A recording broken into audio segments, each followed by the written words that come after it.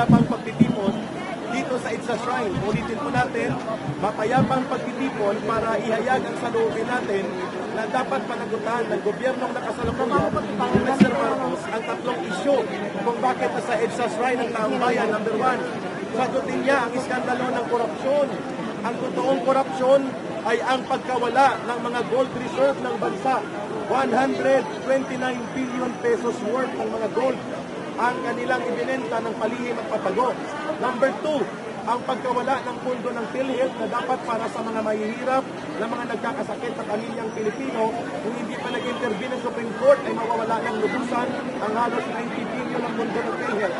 Number 3, ang dapat imbestigahan ay hindi ang mga confidential fund ng Sara Duterte na nagkaroon na ng reporting sa COA.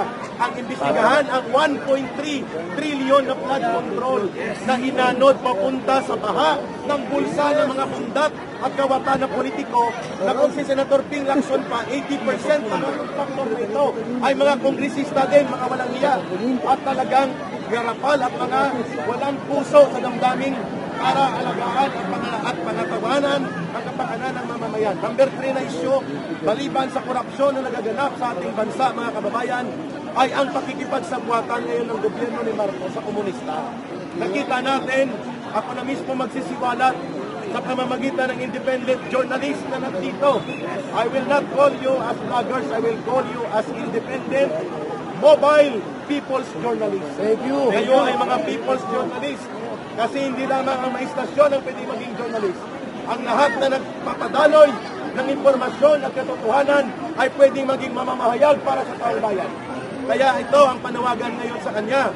Bakit ang kriminal, convicted, communist terrorist na operatiba sa party list na si Franz Castro ay siyang nag-ari-arian sa gobyerno sa loob ng Kongreso? Hindi natin papayagan yan, mga kababayan, na ang komunistang convicted criminal ang magpapakulong sa mga inosenteng resource person. Ako nananawagan si Ka Eric, pag nandyan po kayo na makita niyo si Franz Castro, kahit saan man, kung wala kayong posas, kumuha kayo ng mga pangtali at aristuhin natin ito. Ito ang dapat na inaaristo ng taong bayan, ang mga komunistang terorista na ginagamit ni Martin Romualdez para gamitin na magwasak sa ating mga political institutions at gamitin para magkagulo ang ating bansa. At hindi lang isa, kundi tatlo sila dyan. Si Arlene Rosas, si Raul Manuel, na puro mga komunistang terorista. Ano ang panawagan natin dito? Ito po ang dahilan kung bakit kami mga dating rebelde at mga kadre ay nananawagan ngayon sa taong bayan.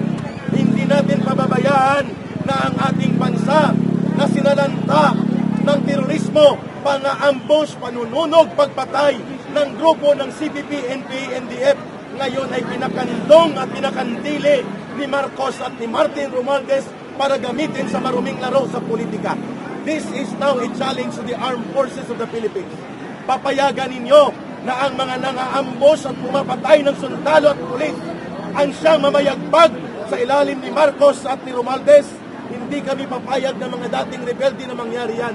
Kaya nandito kami sa EDSA nagsasalita, kapagkat kung hindi, ang ating bansa ay magiging kawawa. Ang matitinong mga lider kagaya ng mga Duterte ay gagamitin sila upang isakripisyo ni Marcos at ni Romualdez para manatili sa poder, at ang kanilang gamit ay dalawang pwersa. Ang pwersa ng mga bulok na politiko na dati kalaban nila, ang tinatawag na dilawan.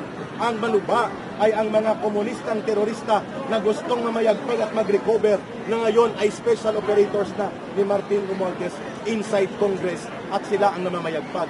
Yan ang malaking challenge sa mga taga-armed forces of the Philippines at taga-Philippine National Police. Ilan ang pinatay nila, mga kababayan? In my 21 years sa CPP, NPA, NDF, na-recruit ako ng 18 years old. Umalis ako, halos 40 anyos na ako. Ilan ang pinatay ng CPP, NPA, NDF na ngayon ay pinoproteksyonan ni Marcos at ni Romualdez. Mahigit 50 mil ang namatay sa ating kababayan, 20 mil dyan, sundalo at pulis, 30 mil ang mga sibilyan. Ngayon, sino ang dapat singilin? Anong mukha nila? Dahil wala na si Juma Sison. Ito ang natitira nilang pwersa like Franz Castro, Raul Manuel at Arlene Rosas they should be brought before the bar of justice. And I do not understand why the armed forces of the Philippines are keeping silent about that.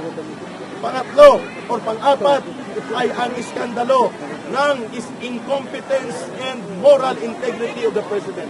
Ano pong ibig sabihin? Ang Presidente bilang Commander-in-Chief at pinuno ng Estado at Gobyerno ay dapat hindi involved sa mga illegal na gawain, including ang pag-abuso sa illegal na droga. Therefore, nasa panahon ang panawagan ni Pangulong Duterte na para manatili ang integridad at competence and confidence of the people to the President ay dapat tumarap siya sa isang public disclosed na drug testing hair follicle based DNA type. At kung gusto niya samahan natin, ipanawagan natin, magpa-drug test ka! Magpa-drug test ka! At kung hindi, ay bumaba ka sa kapangyarihan at huwag mong ibulid sa masamang gawain at walang direksyon ang gobyerno at bansa na minamahal namin, Mr. Marcos. Yan po ang panawagan kung bakit sa EDSA's line tayo.